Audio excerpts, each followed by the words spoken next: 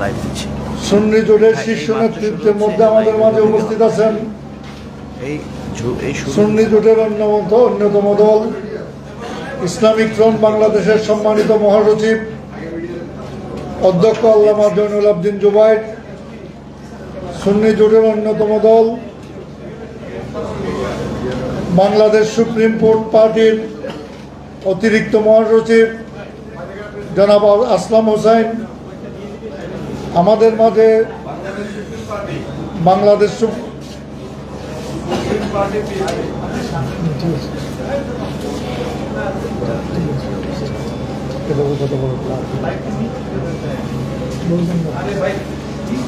Bangladesh supreme পার্টির অতিরিক্ত মহাসচিব জনাব আসলাম হোসাইন, আমি সৌম আব্দুস সামাদ বাংলাদেশ ইসলামী ফ্রন্টের মহাসচিব লিখিত বক্তব্য উপস্থাপন করব। ইতিমধ্যে মঞ্চে আরও যারা আছেন তাদের পরিচয় করাই দিচ্ছি। আসলাম সাহেবের ডান পাশে জনাব ইব্রাহিম আক্তারি, সহসভাপতি ইসলামিক ফ্রন্ট বাংলাদেশ, জনাব Ashikur Rahman vice chairman Bangladesh supreme party, তার ডান পাশে জনাব সরওয়ার হোসাইন সভাপতি বাংলাদেশ ইসলামিক যুব সেনা, বাম পাশে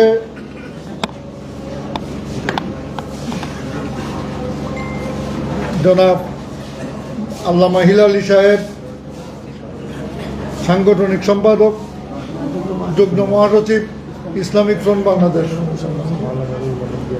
মৌলানা Ruhul Amin Bhuiyan vice president Bangladesh supreme party, জনাব আব্দুল হাকিম দপ্তর সম্পাদক বাংলাদেশ ইসলামী ফ্রন্ট। উপস্থিত ভাই ও বোনেরা, আসসালামু আলাইকুম ওয়া রাহমাতুল্লাহি ওয়া বারাকাতুহু।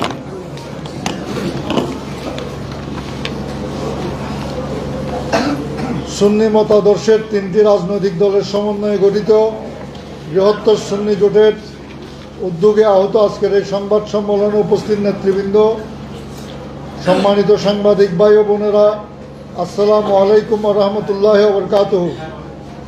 সম্মানিত সাংবাদিক ভাই ও বোনেরা, আপনারা জানেন আপনারা হচ্ছেন জাতির বিবেক। এদেশের গৌরব উজ্জ্বল সফল আন্দোলন সংগ্রামে সাংবাদিক ভাইদের দায়িত্বশীল ও বিরোচিত ভূমিকা আমরা শ্রদ্ধার সাথে স্মরণ করে কিছু জনগুরুত্বপূর্ণ বিষয় আপনাদের সম্মুখে উপস্থাপন করছি। আশা করি আমাদের এইসব গঠনমূলক ও ন্যায্য দাবিসমূহ গণমাধ্যমে প্রচার করে সহযোগিতা করবেন। সুপ্রিয় সাংবাদিক ভাই ও বোনেরা, ইতিমধ্যে নির্বাচন কমিশন ত্রয়োদশ জাতীয় সংসদ নির্বাচনের প্রস্তুতি সম্পন্ন করেছে। আগামী ফেব্রুয়ারি 26-এর প্রথমার্ধে নির্বাচন সম্পন্ন করার প্রত্যয় ঘোষণা করেছেন। তবে এখনও নির্বাচনের চূড়ান্ত তারিখ ঘোষণা না করাতে জনমনে বিভিন্ন প্রশ্ন উকি দিচ্ছে। উল্লেখ্য যে বিগত সরকারের নির্বাচনগুলো বিতর্কিত ও গ্রহণযোগ্য ছিল। গত 15 বছরে বাংলাদেশে যে তিনটি জাতীয় নির্বাচন অনুষ্ঠিত হয়েছে এর সবকটি ছিল বিতর্কিত। তাই অন্তর্বর্তীকালীন সরকারের পক্ষ থেকে নির্বাচনের ঘোষণা জনমনে ব্যাপক আগ্রহ প্রত্যাশা তৈরি করেছে। এই ঘোষণার মাধ্যমে একটি গণতান্ত্রিক সমাজ প্রতিষ্ঠা হবে মর্মে মানুষ নতুন করে স্বপ্ন দেখছে। সুতরাং আসন্ন নির্বাচনে গুরুত্ব প্রয়োজনীয়তাকে কোনোভাবে খাটো করে দেখার সুযোগ নেই। এত সত্ত্বেও রাজনৈতিক অঙ্গনে নির্বাচনকে নিয়ে এক প্রকার ধোঁয়াশা দৃশ্যমান। কেননা রাজনৈতিক দলগুলোর মধ্যে অদ্যাবধি পারস্পরিক কোনোরূপ মত প্রতিষ্ঠিত হয়নি, বরং নির্বাচন নিয়ে স্পষ্ট বিভাজন পরিলক্ষিত হচ্ছে। যেমন কেউ পিয়ার পদ্ধতি, কেউ বর্তমান সংবিধান অনুযায়ী, কেউ নভেম্বরে গণভোট চায়, আবার কেউ নির্বাচনের দিনে একই সাথে গণভোটের পক্ষে। সর্বোপরি গত 15 বছরে একদলীয় শাসক গোষ্ঠীও তাদের অংশীদারদেরকে বাদ দিলেও অন্য সকল নিবন্ধিত রাজনৈতিক দলগুলোকে সরকার নির্বাচনী প্রক্রিয়ায় ঐক্যবদ্ধ করতে পারেননি। জাতির মধ্যে বিভাজন রেখে একটি সর্বজন গ্রহণযোগ্য নির্বাচন হতে পারে না। প্রিয় সাংবাদিক ভাই ও বোনেরা, জুলাই হত্যার বিচার, প্রশাসনিক সংস্কার, দুর্নীতি দমন কমিশনের সংস্কার, আইনশৃঙ্খলা পরিস্থিতির উন্নয়ন, পুলিশ বাহিনী সহ বিভিন্ন গুরুত্বপূর্ণ ক্ষেত্রে মৌলিক সংস্কার ও একটি সুষ্ঠু নির্বাচন আয়োজনের অঙ্গীকারাবদ্ধ হয়ে অন্তর্বর্তীকালীন সরকার দায়িত্ব গ্রহণ করলেও এক্ষেত্রে কার্যত বাস্তব কোনো পদক্ষেপ পরিলক্ষিত হচ্ছে না, বরঞ্চ ক্রমাগত রাজনৈতিক পরিস্থিতি গোলাটে হচ্ছে প্রতিনিয়ত। ইতিমধ্যে অন্তর্বর্তীকালীন সরকারের 15 মাস পূর্ণ হয়েছে। এই দীর্ঘ সময়ে সারা দেশে মব সৃষ্টি করে অসংখ্য মানুষ পিটিয়ে হত্যা, বিভিন্ন শিক্ষা প্রতিষ্ঠানে মব সৃষ্টি করে হাজার হাজার শিক্ষককে হেনস্থাপূর্বক পদত্যাগে বাধ্য করা, শতাধিক মাজারে হামলা, অগ্নিসংযোগ, মসজিদ মাদ্রাসায় হামলার মতো ইত্তেকার গর্হিত কর্মকাণ্ডের ঘটনা সংঘটিত হয়েছে অবলীলায়। সরকার এবং সেনাবাহিনী মব ভায়োলেন্স টলারেট করবেন না, এমনকি বললেও এক্ষেত্রে সরকারের নিষ্ক্রিয়তা পরিলক্ষিত হয়েছে সর্বত্র। অথচ জনগণ ক্ষেত্রে তাদের কার্যকর ভূমিকা আশা করেছিল। প্রিয় সাংবাদিক ভাই ও বোনেরা, টিআইবি এক প্রতিবেদনে গত 1 বছরে আইনশৃঙ্খলা পরিস্থিতির চরম অবনতি, খুন, ডাকাতি, ছিনতাই, চুরি, ধর্ষণ, লুটপাট, অরাজকতা এবং আইন তুলে নেয়ার প্রবণতা এবং গণপিটুনিতে মৃত্যুর ঘটনা আশঙ্কাজনক হারে বৃদ্ধির কথা উল্লেখ করা হয়েছে। এছাড়া অন্তর্বর্তীকালীন সরকার বাংলাদেশের মুক্তিযুদ্ধের ব্যাপারে তাদের অবস্থান স্পষ্ট করতে পারেনি। এ জাতির সর্বশ্রেষ্ঠ অর্জন মহান মুক্তিযুদ্ধকে বিতর্কিত করা, মুক্তিযুদ্ধকে 24-এর সাথে তুলনা করা সহ সরকারের বিভিন্ন ফোরামে মুক্তিযুদ্ধ সংক্রান্ত কোনো ইতিবাচক মন্তব্য আসেনি। অপরদিকে বিচার কেন্দ্রিক নিয়ম, দুর্নীতি যেমন মামলা বাণিজ্য, গ্রেফতার বাণিজ্য, জামিন বাণিজ্য এসবের ক্ষেত্রে পূর্ব অবস্থা পুরোপুরি বহাল রয়েছে। সুশাসন প্রতিষ্ঠা, দুর্নীতি প্রতিরোধ নিয়ে বহুমাত্রিক অভিযোগ রয়েছে। স্বজনপ্রীতি, সুবিধা ও সিদ্ধান্ত গ্রহণের সাথে সংঘাতের মতো অভিযোগও এড়াতে পারেনি অন্তর্বর্তীকালীন সরকার। এছাড়া ইসলামী ব্যাংক সহ বেশ কিছু ব্যাংকে কর্মচারীদের চাকরিচ্যুত করা হয়েছে ও করার চক্রান্ত চলছে এখনও। সরকারি বেসরকারি বিভিন্ন প্রতিষ্ঠানে কর্মচারীদেরকে অন্যায়ভাবে চাকরিচ্যুত করা মোটেও গ্রহণযোগ্য নয়। অন্যদিকে কতিপয় রাজনৈতিক দলের প্রেসক্রিপশন অনুযায়ী দেশের পরীক্ষিত রাজনৈতিক দলগুলোকে ফ্যাসিস্টের দোষর ত্যাগ লাগিয়ে হেয় প্রতিপন্ন করা হচ্ছে প্রতিনিয়ত, যা বহুদলীয় গণতন্ত্রের চেতনাকে চরমভাবে বিপন্ন করেছে।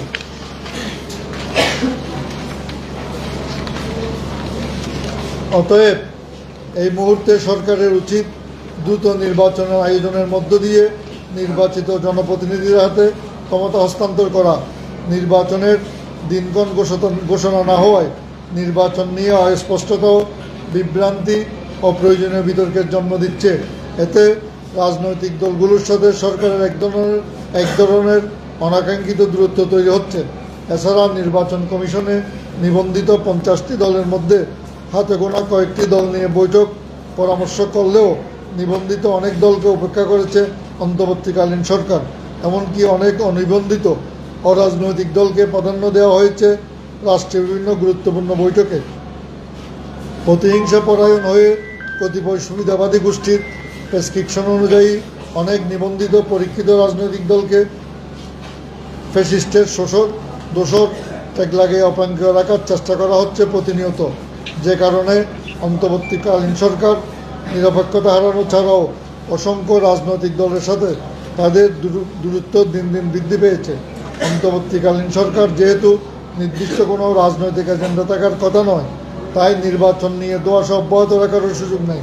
সুতরাং এর ব্যতিক্রম কিংবা অন্যতা হলে দেশের স্থিতিশীলতা ও জাতীয় নিরাপত্তা বিঘ্নিত হতে পারে বলে আমরা আশঙ্কা করছি।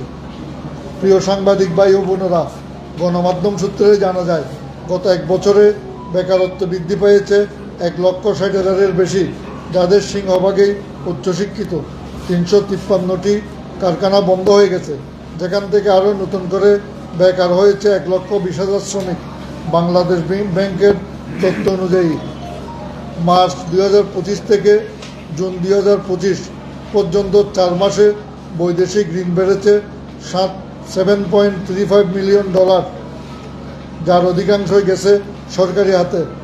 জুন প্রান্তিক শেষে সরকারি বেসরকারি খাত মিলিয়ে বৈদেশিক ঋণ দাঁড়িয়েছে $112.15 বিলিয়ন।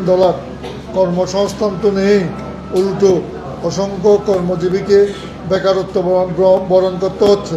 শিল্প কারখানায় উৎপাদন স্থলত হয়ে পড়ায় আমদানি রপ্তানি খাত প্রায় থমকে গেছে। দেশ চালাতে গিয়ে সরকারের ঋণ নির্ভরতা বৃদ্ধি পেয়েছে।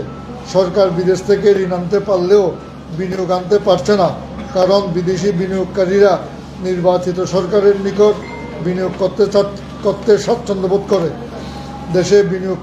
দেশীয় বিনিয়োগকারীরাও নির্বাচিত সরকারের জন্য অপেক্ষা করছেন। অর্থনৈতিক চাপ, আইনশৃঙ্খলার চরম অবনতি, সরকারের প্রতি ক্রমাগত মানুষের আস্থার সংকট বৃদ্ধি পাচ্ছে।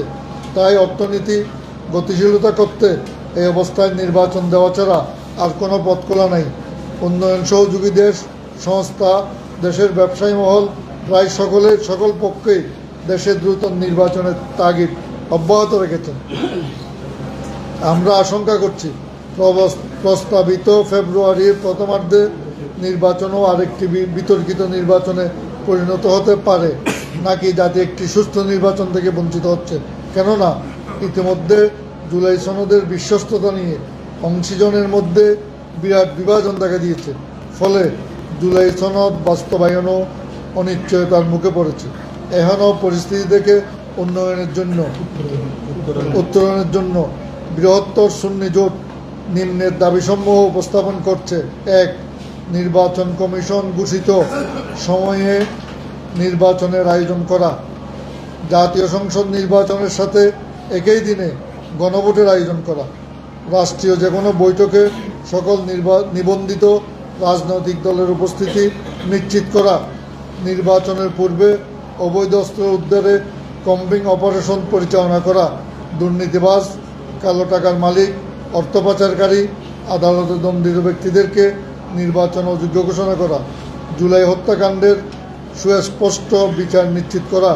দেশের অখণ্ডতা, সার্বভৌমত্বের প্রশ্নে পার্বত্য জেলাগুলোতে বিদেশি মদতপুষ্ট সশস্ত্র সন্ত্রাসীদের বিরুদ্ধে কার্যকর পদক্ষেপ গ্রহণ করা। চট্টগ্রাম বন্দরের লাভজনক টার্মিনালগুলোকে 30 বছরের জন্য বিদেশিদের হাতে তুলে দেওয়া কিংবা দেশীয় লুটেরাদের কাছ থেকে রক্ষা করার জন্য প্রয়োজনীয় পদক্ষেপ গ্রহণ করা।